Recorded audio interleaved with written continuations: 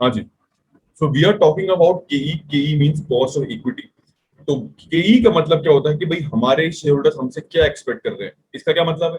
तो बेटा इसका मतलब ये है कि जो हमारे शेयर होल्डर हमसे एक्सपेक्ट कर रहे हैं, अगर ये हमारी कंपनी है और ये हमारा शेयर होल्डर है मिस्टर विकास गुप्ता, ठीक है, तो विकास जो हमारी कंपनी से रिटर्न एक्सपेक्ट कर रहा है, रिटर्न कंपनी चाहेगी वो ही रिटर्न विकास को प्रोवाइड करना। कंपनी वुड वांट कि जो विकास की एक्सपेक्टेशन है, कंपनी वो ही रिटर्न विकास को प्रोवाइड करे। व्हाई? बिकॉज विकास उसी तरीके से खुश रहेगा और विकास बाकी लोगों को भी बोलेगा कि भाई ये देखो हमारी कंपनी कितनी अच्छी है, और वो लोग भी कंपनी में इन्वेस्ट करेंगे। इससे क्या होता है, कंपनी की शेयर में प्राइस डिमांड बढ़ती है कंपनी के शेयर, और जब कंपनी की शेयर की डिमांड बढ़ती है तो ऑब्वियसली उसकी प्राइस बढ़ जाती है। ठीक है ना, ये पूरा इक्वेशन चलता है। तो कंपनी हमेशा चाहेगी कि भाई हम विकास की एक्सपेक्टेशन को मीट आउट करें और उससे ज्यादा ही उनको रिटर्न दें, ताकि हमारी कंपनी का बहुत अच्छा वो हो। ठीक है, चलिए अब इसके वैल्यूएशन के केई को निकालने के चार तरीके मैंने कल बताए थे आपको। एक था प्राइस डिविडेंड अप्रोच, ठीक है, एक था यील्ड डिविडेंड यील्ड अप्रोच, एक था सीएपीएम मॉडल, और चौथा कोई और था, प्राइस अर्निंग अप्रोच थी शायद, प्राइस अर्निंग अप्रोच, ये अप्रोच थी शायद हमारी चार। ठीक है, तो कल जो हमने बात करी थी, जो कल हमने कवर करी थी, वो थी प्राइस डिविडेंड अप्रोच।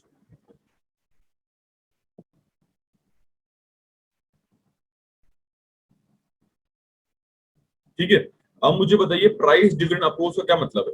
भाई इसका मतलब ये है सर कि प्राइस और डिविडेंड के बीच में क्या रिलेशन है। Okay, what is the relationship between price and dividend. Good morning बेटा, गुड मॉर्निंग एवरीवन। चलिए शुरू करते हैं।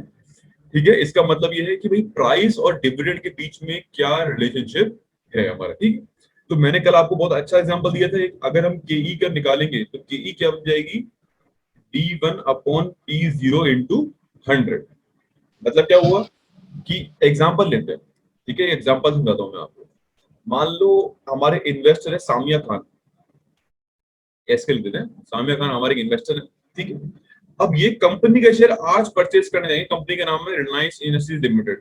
तो शेयर की प्राइस है 2000 रुपीज पर शेयर। ठीक है, तो इन्होंने अगर कंपनी के शेयर को परचेज कर लिया, ठीक है, तो सामिया के पॉइंट ऑफ व्यू से अगर देखें तो इनका आउटफ्लो कितना हुआ। भाई कितने पैसे इन्होंने लगाए, कितने पैसे लगाए उन्होंने सर, 2000 रुपए लगाए।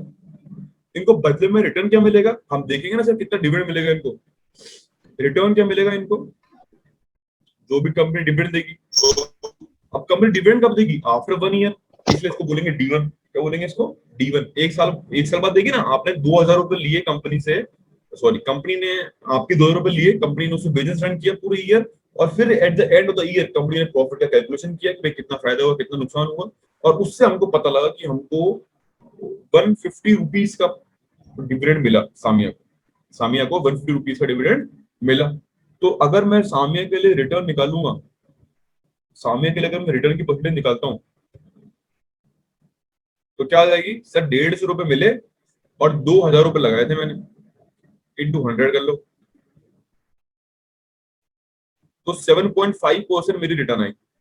और जितनी इनकी रिटर्न है वही कंपनी की कॉस्ट है। भाई जितना कंपनी दे रही है उतना ही तो इनको मिल रहा है। You getting what I am trying to say. But company के लिए जो कॉस्ट है वही सामने की रिटर्न है। ठीक है, क्लियर की बात। आई हैव 19 पार्टिसिपेंट, सारे बच्चे आज आए नहीं है, पता नहीं कहाँ चले गए बच्चे। बच्चों आप लोगों को बात तो समझ में आ रही है ना, नहीं आ रही तो प्लीज चैट बॉक्स में मुझे बता देना कि सर कुछ भी समझ नहीं आ रहा, हमको क्या हो रहा है। हम तो बस ऐसे ही नाम के लिए आते हैं। अटेंडेंस, बेटा अटेंडेंस नहीं, ठीक है, ध्यान से देखिए प्लीज। क्लियर होगी ना बात आप सर। लोगों को, समझ में आ गई बात, एनी प्रॉब्लम्स।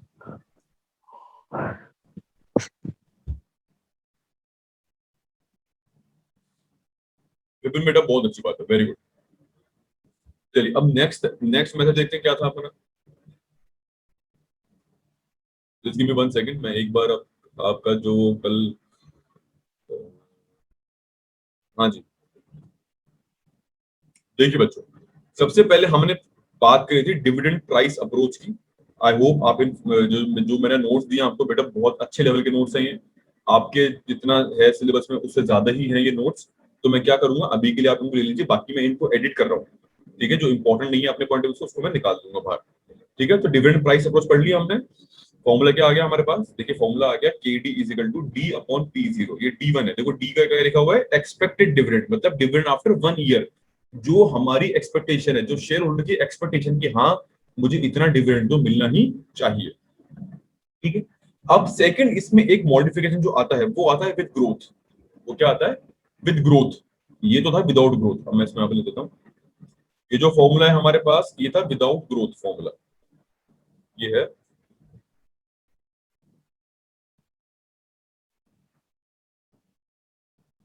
ग्रोथ, कि भाई डिविडेंड में कोई भी ग्रोथ नहीं होगी, जितना डिविडेंड मिल रहा है हर बार उतना डिविडेंड हमको मिलता रहेगा। एक जो ऐसे प्रैक्टिकली होता नहीं लाइफ में, कुछ ना कुछ तो डिविडेंड की ग्रोथ हो जाती है, डिविडेंड कुछ तो परसेंटेज से इंक्रीज हो जाता है एवरी ईयर, ठीक है ना। डिविडेंड का मतलब समझते हैं ना, जो प्रॉफिट कंपनी शेयर होल्डर्स को डिस्ट्रीब्यूट कर रही है, दैट इज कॉल्ड डिविडेंड। तो इंक्रीज हो जाएगा तो उसका फॉर्मूला क्या बन जाएगा, same formula, K is equal to D one upon P zero plus G. G का मतलब क्या हो गया, ग्रोथ। ये आपको क्वेश्चन में दे रखा होगा, इसमें हमको कोई भी डाउट और कुछ भी करने की जरूरत नहीं, बस ग्रो कर देंगे आप इसको, मतलब इसको ऐड कर देंगे ग्रोथ, कि हाँ यार हर बार इतना डिविडेंड तो हमारा बढ़ जाना चाहिए, ये हमारी एक्सपेक्टेशन है। हम सोचते हैं कि भाई हाँ ठीक है, इतना तो डिविडेंड हमारा हर साल बढ़ ही जाना चाहिए, इतना कंपनी प्रॉफिट कमा रही है तो ठीक है, इतना डिविडेंड तो बढ़ना चाहिए, तो उसमें ग्रोथ रेट हम ऐड कर देंगे। क्लियर होगी ना बात आप लोगों को, ये इसमें कुछ भी नहीं था बेटा। देखो ऐड कर दिया D one upon P zero plus G, ये हो गया हमारा फॉर्मूला। अगला आता है अर्निंग प्राइस अप्रोच, सॉरी, अगला आता है हमारे पास अर्निंग प्राइस अप्रोच। अब देखिए अर्निंग प्राइस अप्रोच में क्या बोल रहा है, the advocates of this approach correlate the earning of company with the market price of its share, accordingly the dividend, the cost equity should be based upon the expected earnings of the company. The argument is that each investor expects certain amount of earning, whether distributed or not, from the company in whose share he invests. Thus, if an investor expects the company in which is going to subscribe, ठीक है बेकार है बेटा, same formula है, मैं अभी आपको बता रहा हूँ बेटा, छोटी सी बात है, एक दो मिनट की बात है। देखिए सेकंड, देखिए बात आ गई थी हमारी प्राइस अर्निंग अप्रोच, सेम बात क्या बोलता है, देखो ऐसे बोलता है कि भाई जो डिविडेंड, जो पहले मेथड में आपने प्राइस डिविडेंड में जो डिविडेंड को आपने बेसिस ऑफ कंपैरिजन मान लिया, ये इतना ठीक नहीं है। क्यों ठीक नहीं है, क्योंकि कंपनी डिविडेंड डिक्लेयर करे या ना करे, ये कंपनी की पॉलिसी है, this is the policy of the company. आप इसको बेस मानते हुए अपने शेयर का वैल्यूएशन नहीं कर सकते। एग्जांपल देता हूं आपको, एग्जांपल है एप्पल इनकॉर्पोरेशन, पता है ना आपको एप्पल इनकॉर्पोरेशन क्या होता है, एप्पल कंपनी अपनी आईफोन बनाते हैं, ठीक है। इस कंपनी ने आज तक डिविडेंड दिया ही नहीं, डिविडेंड कितना है, जीरो, कुछ डिविडेंड नहीं है। क्यों, ये बोलते हैं कि भाई जो भी डिविडेंड हम डिस्ट्रीब्यूट करते हैं उसको हम रिसर्च एंड डेवलपमेंट में वापस से इन्वेस्ट कर देते हैं, हम कोई डिविडेंड नहीं देते। तो इस केस में तो इस कंपनी की वैल्यू जीरो आ जाएगी, कंपनी की वैल्यू क्या आ जाएगी, जीरो, जो कि गलत है। तो क्या बोला उन्होंने, जो ये वाली जो अप्रोच है, जो लोग इसको फॉलो करते हैं वो क्या बोलते हैं कि नहीं सर, डिविडेंड वाली अप्रोच गलत है, क्योंकि कंपनी डिविडेंड डिक्लेयर करे या ना करे, that is the policy of the company. The more important thing is उनकी अर्निंग कितनी हो रही है, the more important thing is उनकी अर्निंग कितनी हो रही है। अगर अर्निंग ज्यादा होगी तो डिविडेंड डिक्लेयर करें चाहे ना करें, हमको ट्रस्ट है कि हाँ भाई कंपनी अच्छा काम कर रही है, वो हमको बाद में प्रॉफिट दे देगी कैपिटल गेन के रूप में, ठीक है ना, समझ गए ना आपको बात। तो उन्होंने बोला कि सर हमारे अकॉर्डिंग फॉर्मूला होना चाहिए earning upon P zero into 100, ये फॉर्मूला, बस सेम वही फॉर्मूला, पहले यहाँ पे डिविडेंड लिखा हुआ था, अब यहाँ पे उन्होंने अर्निंग लिख दिया, तो इतना तो फर्क है। अगर ग्रोथ दे रखी है तो फॉर्मूला बन जाएगा K is equal to earning upon P zero into 100 plus growth, ये फॉर्मूला बन गया। बताइए, clear to everyone, any doubt any problem, तो जरा मुझे बताइए। क्लियर है सर। देखिए फॉर्मूला क्या बनेगा, करंट अर्निंग्स पर शेयर, मार्केट प्राइस और एनुअल ग्रोथ ऑफ अर्निंग। देखो क्या लिखा हुआ है, ये लाइन देखो कितनी अच्छी कितनी इंपॉर्टेंट है, देखिए इधर क्या लिखा हुआ है, the earning price approach is similar to the dividend policy approach except for one point, क्या पॉइंट है, it only seeks to nullify the effect of changes in dividend policy of the company। Company ज्यादा dividend दे, company कम dividend दे, इससे company के share के price के ऊपर फर्क नहीं पड़ना चाहिए, इससे कंपनी की केई के ऊपर कोई फर्क नहीं पड़ना चाहिए, ठीक है ना। अभी ग्रोथ का कुछ ना कुछ फॉर्मूला दे रखा है, ये आप लोगों के लिए इंपॉर्टेंट नहीं है, इसको हम स्किप कर सकते हैं, जिसे हम स्किप कर देंगे, ठीक है। अगला आता है रियलाइज यील्ड अप्रोच। क्या है रियलाइज यील्ड अप्रोच? ये भी इतना इंपॉर्टेंट नहीं है, बस थोड़ा सा बता देता हूँ क्या होता है। ठीक है, थर्ड आ गया हमारे पास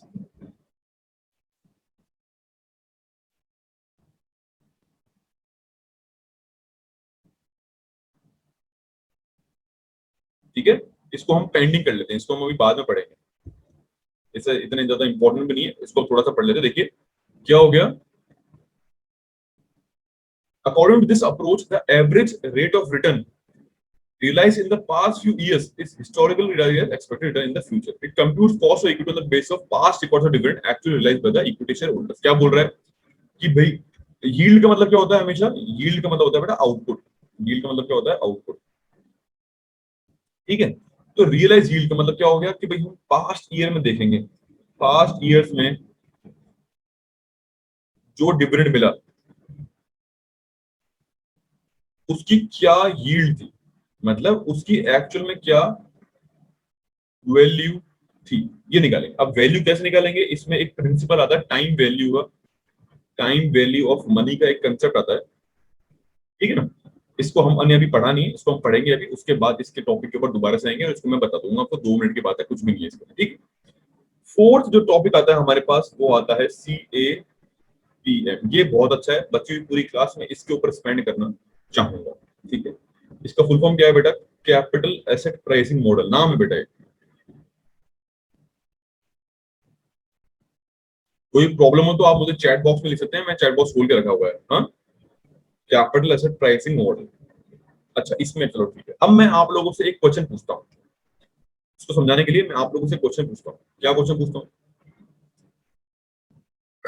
एग्जांपल ले लो, मेरी कंपनी है, कंपनी के नाम नाम है विभोर जैन प्राइवेट लिमिटेड, ये मेरी कंपनी है। ठीक है, आप इस कंपनी के शेयर होल्डर बने। ठीक है, मान लो एग्जांपल ले लेते हैं कि भाई आपके पास बच्चे का एग्जांपल है सुमित, एक बच्चा है हमारा सुमित, सुमित चाहते हैं मेरी कंपनी के शेयर होल्डर बनना। ठीक है, तो सुमित कुछ इन्वेस्टमेंट करेंगे मेरी कंपनी में, इनका कुछ जो इनका जो पैसा है वो money he would have invested somewhere.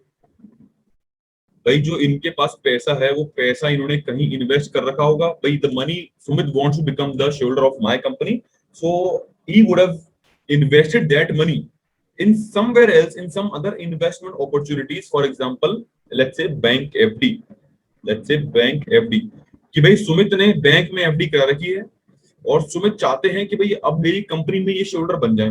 भाई presently current situation, Sumit is invested in a bank FD, let's say 1 lakh rupees, okay, and he is earning a rate of interest at the rate 6%। ठीक है, सुमित ने अभी डेट में bank FD कर रखी है जिसपे 1 लाख रुपए पे 6% ब्याज कमा रहे हैं, इंटरेस्ट कमा रहे हैं।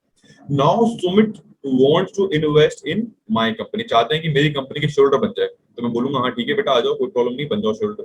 तो मुझे बताओ, if you are Sumit, if you are Sumit, what is the minimum return that you would expect, minimum return that you would expect, बताओ जरा। अगर आपने ये 1 लाख रुपीस एफडी को तोड़वा के मेरी कंपनी में इन्वेस्टमेंट किया तो मुझे बताओ what is the minimum return you would expect, कि यार इतना तो मुझे मिलना ही चाहिए था। बताओ जरा, I am looking at the chat box, please try to answer the question.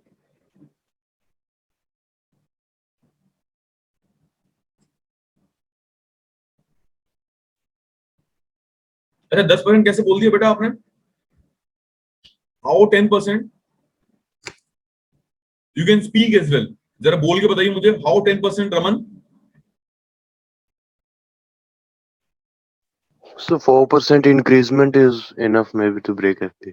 अरे ऐसे थोड़ा होता, इनफ तो आप तो बोल दोगे सर डबल कर दो, इतना इनफ है हमारे लिए। नहीं नहीं, मिनिमम पूछ रहा हूँ, मिनिमम यार, मिनिमम, मैक्सिमम नहीं, मिनिमम।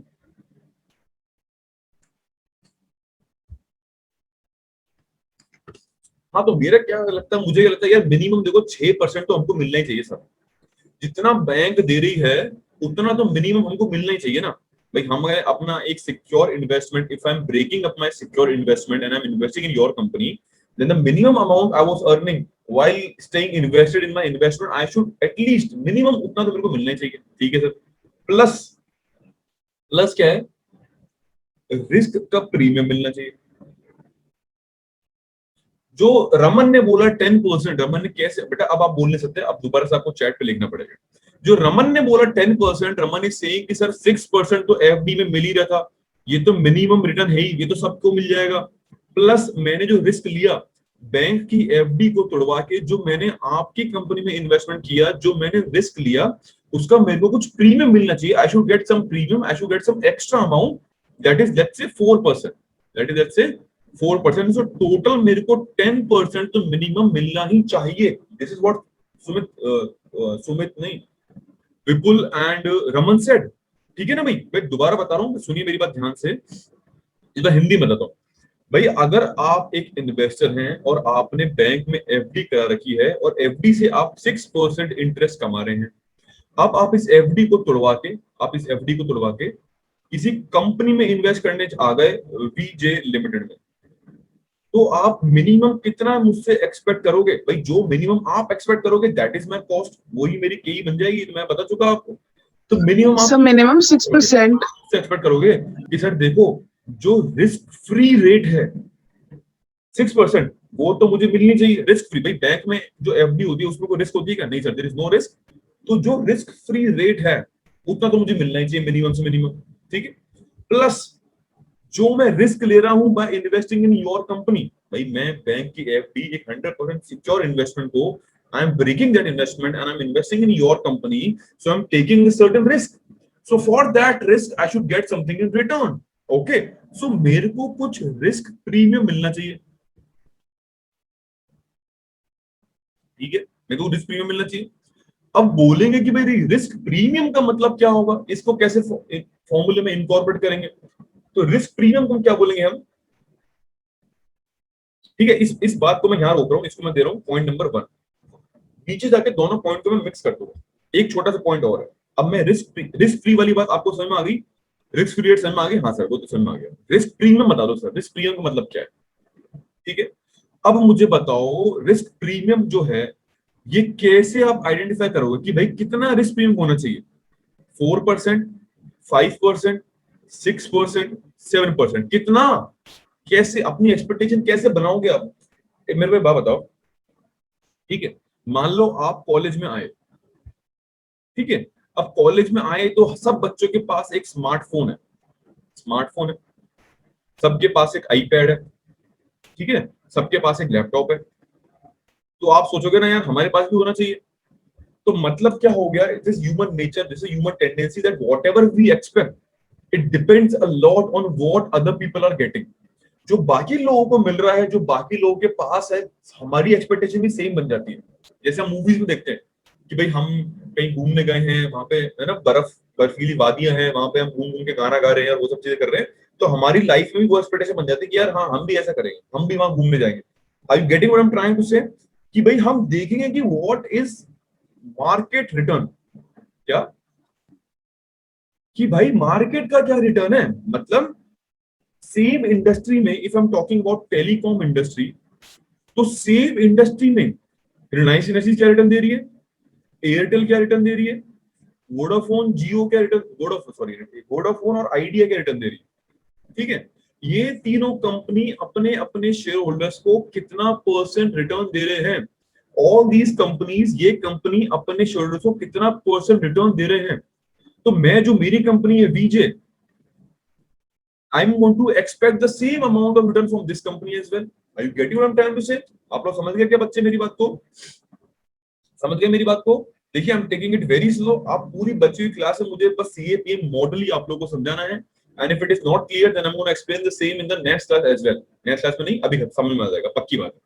दोबारा बोल रहा हूँ मैं कि आप लोगों ने बोला, मैंने नहीं बोला, किसने बोला? आप लोगों ने बोला है कि सर दो चीजें हैं कि भाई एक तो रिस्क फ्री जो है वो तो हमको चाहिए चाहिए, जो रिस्क फ्री है वो तो सर हमको चाहिए चाहिए, उसके साथ में जो हम रिस्क ले रहे हैं उसके लिए हमको कुछ स्पेशल रिटर्न चाहिए कि भाई हम आपकी कंपनी जिसको कोई नहीं जानता उसमें हम रिस्क, उसमें हम पैसा लगा रहे हैं, तो we are undertaking certain risk, so we want some return for that risk, ठीक है।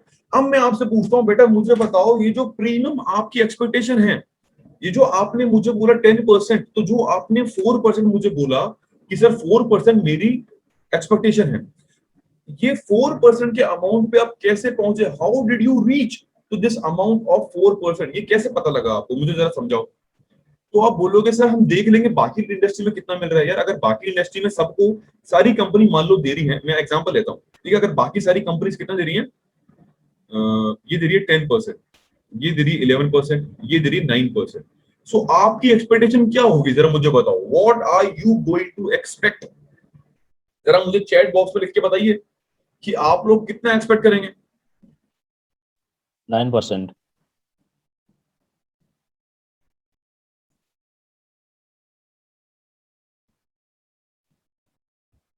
No one? सर हम भी अराउंड 10% एक्सपेक्ट करेंगे। भाई जब बाकी सारे लोग 10% दे रहे हैं, अप्रोक्सीमेट 10% के चल रहे हैं, तो हम भी एक्सपेक्ट करेंगे कि भाई हमारी कंपनी भी हमको 10% रिटर्न तो मिनिमम देनी ही चाहिए।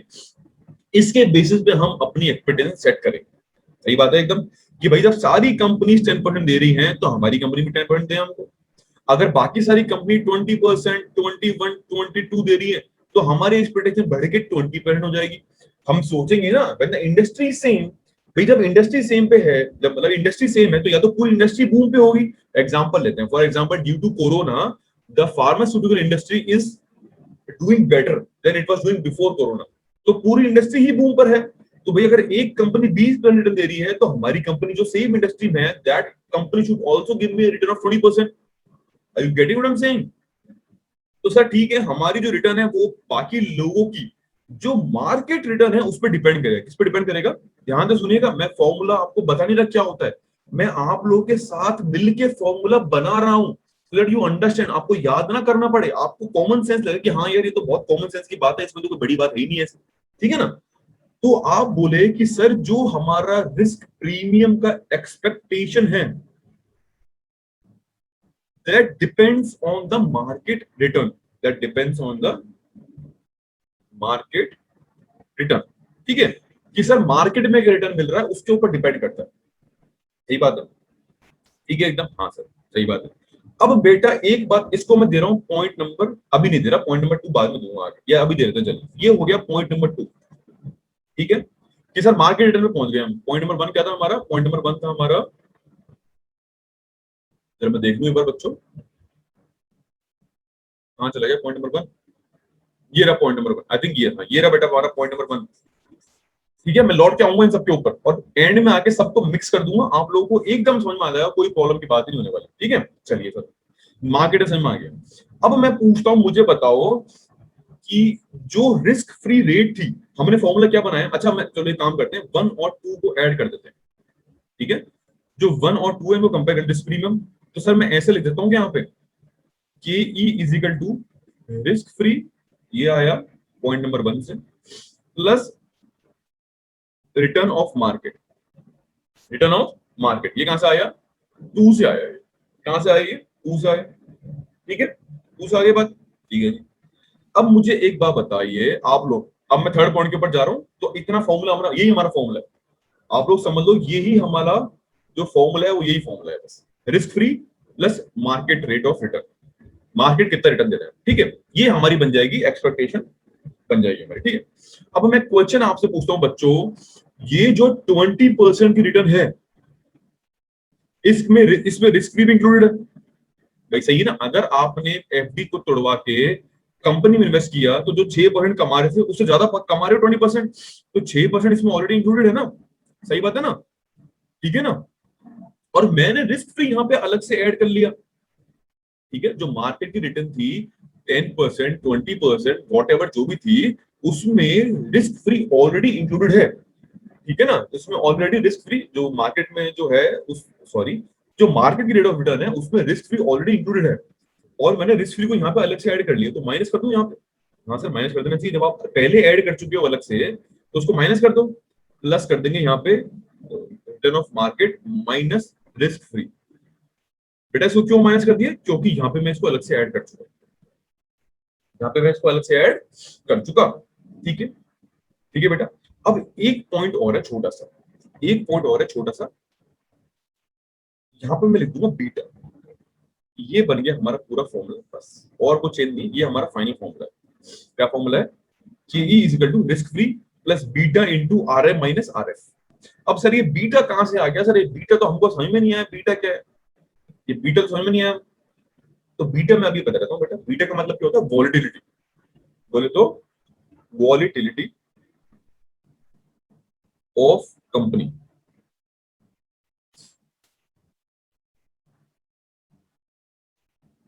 सर इसका मतलब क्या हुआ? अच्छा देखो बेटा, इसका मतलब मैं बताता हूँ आपको। हमने 4 कंपनियों के बेसिस पे अपनी कंपनी का एक्सपेक्टेशन सेट किया था। एक थी रिलायंस इंडस्ट्रीज, ये मार्केट लीडर है आज की डेट में। सेकंड नंबर पे चल रही है एयरटेल, सेकंड नंबर पे चल रही है एयरटेल। और वोडाफोन और आइडिया जो है, ठीक है, ये चल रही है थर्ड नंबर पे। हालत खराब है, हालत खराब। इनको कुछ कम गवर्नमेंट को ड्यू करना है, हालत खराब है। और एक मेरी कंपनी और आ गई, नई कंपनी वीजे लिमिटेड। अब मुझे बताओ, क्या ये तीनों कंपनी इक्वल हैं? क्या ये तीनों कंपनी इक्वल हैं? क्या इनका जो मार्केट में जो इनकी अर्निंग में जो स्टेबिलिटी है वो इक्वल है? नहीं है सर। तीनों कंपनी का जो लेवल है, जो कंपनी का ग्रैंडनेस है, उसमें बहुत ज्यादा फर्क है। रिलायंस इंडस्ट्रीज के पास बहुत ज्यादा पैसा है, बहुत एस्टेब्लिश है, मार्केट लीडर्स हैं, आज की नंबर 1 कंपनी है। सेकंड नंबर पे एयरटेल, थर्ड नंबर पे वोडाफोन, इनकी हालत खराब है। और फोर्थ नंबर पे आती है हमारी कंपनी जो अभी नई नई शुरू हुई है। तो जो इनकी रिटर्न में स्टेबिलिटी होगी वो हमारी रिटर्न में स्टेबिलिटी नहीं होगी। आप समझ रहे हैं कि एक बड़ी कंपनी और एक छोटी कंपनी को, दोनों को आप एकदम फेस टू फेस उनमें कंपैरिजन नहीं कर सकते। क्यों कंपैरिजन नहीं कर सकते? क्योंकि बड़ी कंपनी की रिटर्न में बहुत ज्यादा स्टेबिलिटी होती है और जो नई कंपनीज आती है उनकी में इतनी स्टेबिलिटी नहीं होती। तो ये बीटा का मतलब क्या हो गया? बीटा हो गया वॉलिडिटी ऑफ द कंपनी। क्या हो गया? Validity of the company. मतलब क्या हुआ? अगर रिलायंस की अर्निंग में 1% का चेंज आएगा तो कंपैरेटिव हमारी अर्निंग में कितना चेंज आएगा? ये हो गया बीटा। समझ में आ गया आपको बात? जैसे मैं और एग्जांपल अगर आपको बताना चाहूं, आप बीटा क्या होता है इस पे ज्यादा फोकस नहीं करेंगे हम। वो हम अगर एमबीए में आप पढ़ोगे तब आपको बीटा के बारे में ज्यादा समझाया जाएगा कि भाई बीटा क्या होता है। आप लोग समझिए, बीटा आपको क्वेश्चन में दे रखा होगा, आपको बस उसको अप्लाई करके ये फॉर्मूला लगाना है, ठीक है ना। बट मैं आपको एक ग्रॉस आइडिया दे देता हूँ। What is beta? बीटा क्या होता है? मान लो निफ्टी है, निफ्टी इंडेक्स पता है आपको? हाँ सर, निफ्टी इंडेक्स पता है। कितना चल रहा है अभी? अभी चल रहा है 12,000, क्रॉस मान लेते हैं 12,000 चल रहा है, ठीक है। अब बीटा क्या होता है कि Nifty index, if this index changes by 10%, मैं चेंज बोल रहा हूं, मैं इंक्रीज डिक्रीज नहीं बोल रहा, आई am saying if this Nifty index changes by 10%, तो इसका हमारे कंपनी के शेयर प्राइस पे क्या इफेक्ट आएगा? मतलब अगर निफ्टी में चेंज होता है 10% और हमारी कंपनी में चेंज होता है 15%, तो बीटा कितना बन जाएगा? 1.5। ये हो गया मेरा बीटा, ठीक है। अगर निफ्टी में चेंज आ रहा है 10% और मेरी कंपनी में चेंज आ रहा है 20%, तो मेरा बीटा बन जाएगा 2। इसका मतलब क्या हुआ? इफ निफ्टी इंक्रीजेस बाय 10%, मेरे शेयर में 20% का इंक्रीज हुआ था, okay. On the other hand, if Nifty falls by 20%, तो मेरी कंपनी का शेयर 40% फॉल कर जाता है। समझ में आ गई क्या आप लोगों को बात? ये ग्रॉस आइडिया है जिससे आप लोग एक अंदाजा लगाते हैं कि भाई बीटा क्या होता है। मतलब अगर एक कंपनी, दोनों कंपनी इक्वल नहीं है ना, एक कंपनी ज्यादा स्टेबल है क्योंकि वो बहुत बड़ी कंपनी है, और जो नई कंपनी है उसकी अर्निंग उतनी स्टेबल नहीं होती, टाइम के साथ अर्निंग स्टेबल होगी। तो बीटा का मतलब समझ में आ गया आपको? बीटा का मतलब क्या है बेटा? बीटा का मतलब है कि भाई मार्केट में चेंज होगा, उसका हमारी कंपनी पे क्या इफेक्ट आएगा। मतलब मार्केट के रिलेशन में हमारी कंपनी में क्या चेंज आता है, दैट इज कॉल्ड बीटा। ठीक है ना बेटा? तो अगर बढ़ाएगा तो हमारी कंपनी में ज्यादा इंक्रीज होगा, अगर फॉल होगा तो हमारी कंपनी में ज्यादा फॉल होगा। तो जो आप, अब मैं पूरा फॉर्मूला का एक्सप्लेन कर दूं एक बार, कि ई का मतलब होता है risk free rate of return. इतना तो हम एक्सपेक्ट करेंगे भाई मिनिमम। देखो जो एफडी के 6% था वो तो मिलने चाहिए, प्लस कर देंगे beta into R M minus R F. मतलब क्या हुआ इस बात का? ये हमारा फॉर्मूला है बेटा सीएपीएम का, और बहुत ही ब्यूटीफुल फॉर्मूला है, मतलब बहुत अच्छा फॉर्मूला है, बहुत ज्यादा इसका यूज किया जाता है। थोड़ा ध्यान से पढ़ लीजिए इसको। रिस्क मार्केट में मिल रहा है 10%, लेकिन 6% तो हमको पहले ही दे चुके हो भाई। 6% तो हम पहले ही काउंट कर चुके, 10 में 6 चला गया, कितना बच गया? 4। अब ये 4 मिलेगा कि नहीं मिलेगा, ये डिपेंड करेगा मार्केट वॉलिडिटी के ऊपर। दोनों को मल्टीप्लाई कर दूंगा तो ही तो पता लगेगा ना कि भाई 4 में से कितना मिलेगा। अभी ज्यादा भी मिल सकता है। अगर उस टाइम मार्केट बहुत अच्छा परफॉर्म कर रहा है तो हमारी एक्सपेक्टेशन भी बढ़ जाएगी। आप समझ गए मेरी बात को मैं क्या बोलना चाह रहा हूँ? अगर मार्केट अच्छा परफॉर्म कर रहा है, अगर सारी कंपनी अच्छा परफॉर्म कर रहे हैं, तो R expectation will also increase. वो इंक्रीज को हम किससे रिप्रेजेंट करते हैं? रिप्रेजेंट करते हैं बीटा से। अगर मार्केट बुरा परफॉर्म कर रहा है तो हमको डर लगने लग जाएगा कि भाई साहब गए हम तो। क्योंकि भाई जब अच्छी बड़ी बड़ी कंपनीज की अर्निंग ही कम हो गई तो हमारी अर्निंग तो बहुत कम हो जाएगी। ठीक बात है ना? समझ में आ गया ना आपको बात? आई होप ये क्लियर है बच्चों को बात। ठीक है, एक बार हम उसमें से पढ़ लेते हैं जरा क्या बोले। ये था बेटा हमारा सीएपीएफ मॉडल ऑफ केई निकालने वाला। ठीक है, देखिए रियलाइज यील्ड जो था ना बेटा एकदम आसान है, इसमें कुछ भी टेक्निकल फॉर्मूला नहीं है, इसमें डिस्काउंटेड रेट वगैरह है, ये मैं आपको बताऊंगा कैसे, अभी अगली क्लास में बता दूंगा या उसके बाद, अभी खत्म हो जाए उसके बाद। अभी सीएपीएम जो मॉडल है इसमें दिया हुआ सिस्टमैटिक अनसिस्टमैटिक रिस्क क्या होता है, ये सारी बातें अपन को नहीं करनी, अभी ये बातें हम नहीं करेंगे। आप केई का मतलब समझ लीजिए, केई का फॉर्मूला क्या बन गया, R F plus beta into R M minus R F, ये हमारा फॉर्मूला बन गया।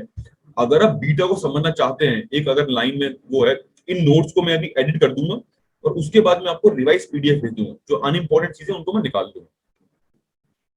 ठीक है ना? अब पढ़ लेते हैं, चलो अब सामने आ ही गया। तो what is the meaning of systematic and unsystematic risk? ठीक है, बहुत आसान है समझना।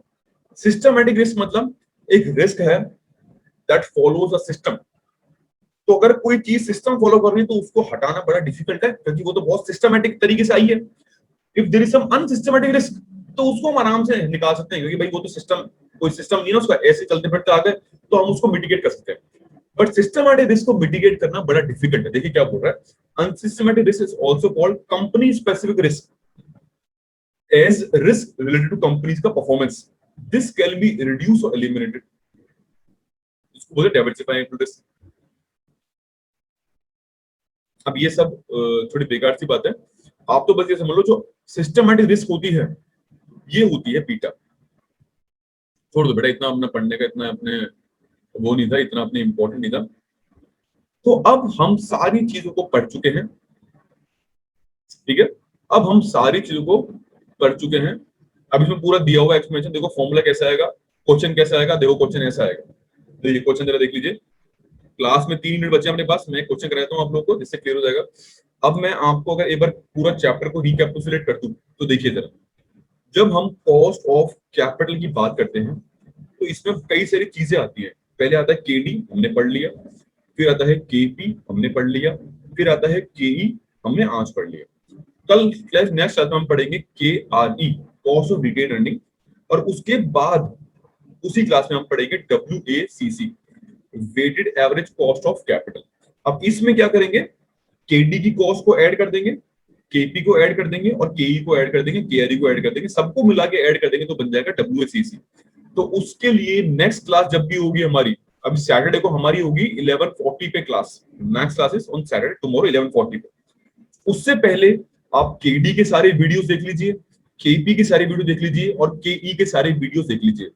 और when we meet and when we are calculating WACC, आपको ये सारी चीजें आनी चाहिए। इनके बेसिस पे ही मैं आपसे ये कैलकुलेशन करवाऊंगा डब्ल्यूएसीसी की। समझ गए ना बच्चे मेरी बात को? बात समझ आ गई आप लोगों को? ठीक है ना? बढ़िया, चलिए सर, हाँ ठीक है सर, बढ़िया समझ गया। चलिए अब एक क्वेश्चन कर लेते हैं अपन, सीएपीएम मेथड के ऊपर बेस्ड एक क्वेश्चन हम कर लेते हैं। देखिए बेटा क्वेश्चन क्या है, देखिए जरा, calculate the cost of equity capital for H limited. ठीक है, whose risk free rate of return equals to 10%। तो सबसे पहले फॉर्मूला लिख लें। हाँ जी, फॉर्मूला लिख लीजिए, सीएपीएम के ई का फॉर्मूला क्या हो जाएगा, risk free plus beta into R M minus R F. ठीक है, अब रिस्क फ्री कितनी दे रखा है हमको, 10% दे रखा है, प्लस आगे देखते हैं क्या बोल रहा है, the form beta equal to 1.75%। इसका मतलब क्या हो गया कि भाई अगर मार्केट में 1 रुपए का चेंज आता है तो हमारी कंपनी में 1.7 रुपए का चेंज आएगा। अब रुपए में बात नहीं कर रहे, रुपए जैसे एक यूनिट है डिनोट करने के लिए, चेंज जो है वो चलेगा 1:1.75। ठीक है ना, रेशियो में यूनिट नहीं होती कभी भी। ठीक है ना, बात समझ गए ना मेरी बात आप? चलिए, बीटा देखा आपको 1.75, मार्केट की रेट ऑफ रिटर्न कितनी है हमारे पास, मार्केट की रेट है and the return on market portfolio equal to 15%। ना 50 सर मार्केट में 15% चल रही है, तो 15 में 10 तो पहले दे चुके हैं आपको, उसको माइनस कर लो बस। ये क्या आ गया 10% प्लस 1.75 इंटू 5। ठीक है ना, अब इसको सॉल्व कर लेंगे, आंसर आ जाएगा हमारे पास कितना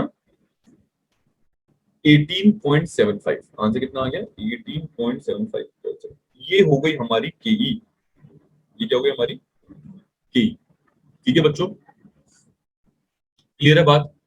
जरा मुझे एक बार, अच्छा अब मैं माइक को रिमूव कर रहा हूँ, यू कैन टॉक, आप लोग बात कर सकते हैं।